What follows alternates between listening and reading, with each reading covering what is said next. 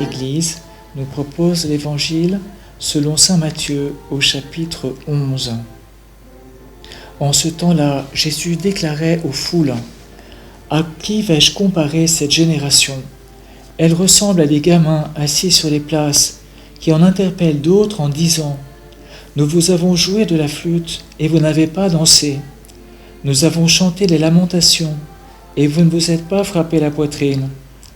Jean est venu, en effet, il ne mange pas, il ne boit pas, et l'on dit : c'est un possédé.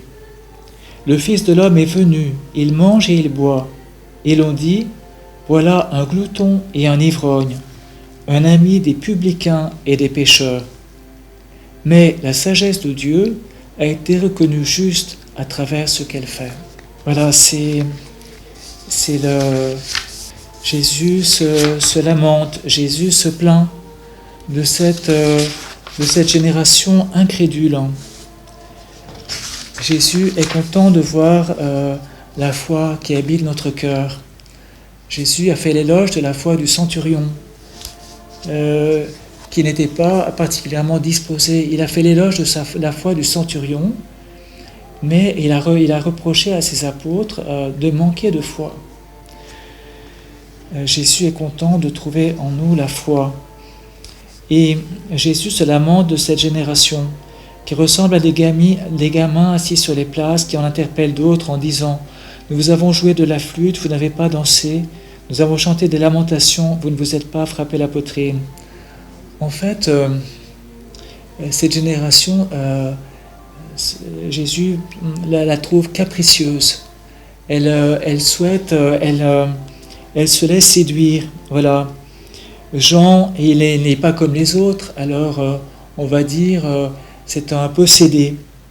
Et Jésus non plus, il n'est pas comme les autres, il mange et il boit, il accepte d'avoir des relations avec les publicains et les pécheurs, et on va juger Jésus. On va juger Jean-Baptiste d'abord, on va juger Jésus ensuite sur les apparences. Et ça, c'est très actuel. Malheureusement, c'est une tentation pour chacun de nous de juger sur les apparences. D'abord, le jugement ne nous appartient pas, parce que nous ne connaissons pas les secrets des cœurs. Nous voyons une chose, et des fois, effectivement, on peut penser, on peut dire que c'est pas tout à fait ce qu'il faudrait dire ou faire. Mais alors, nous allons aussi juger la personne qui a dit cette parole, qui a fait cette action, et c'est là que nous nous trompons, parce que nous prenons la place de Dieu. Et en même temps, Jésus nous invite à rechercher la sagesse, la vérité, la sagesse. De Nazareth, que peut-il venir de bon ? Les gens ne savaient que Jésus avait grandi à Nazareth avec Marie et Joseph, mais ils ne savaient pas qu'il était né à Bethléem et qu'il était de la descendance de David. Donc il ne faut pas en rester simplement aux apparences, il faut approfondir, il faut interroger.